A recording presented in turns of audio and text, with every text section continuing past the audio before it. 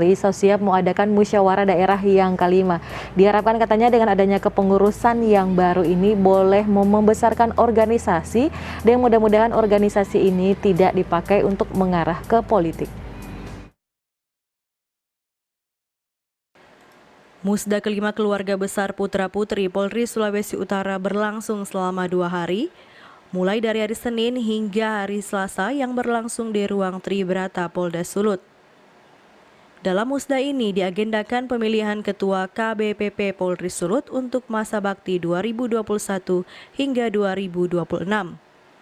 Ketua Umum KBPP Polri, Evi Nursanti mengharapkan musda kali ini dapat berjalan aman damai serta bisa memilih ketua yang benar-benar bisa membawa kebesaran bagi organisasi KBPP Polri Sulut.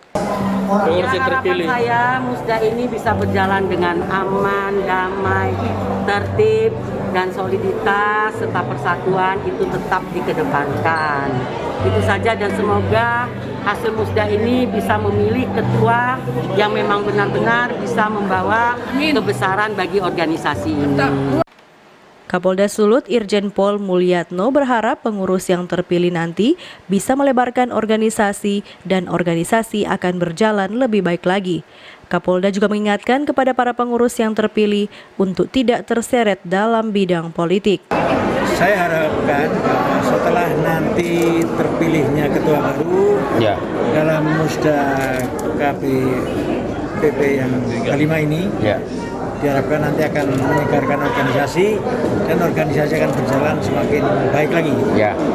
Mungkin apa yang diharapkan jangan sampai organisasi ini dibawa ke arena politik atau mungkin membackup atau apa ini, Pak? Kembali kepada ADART dari keluarga besar putra putri Polri, tentunya tetap melaksanakan tugas-tugasnya yang terkait dalam ADART, tidak terseret dalam bidang politik.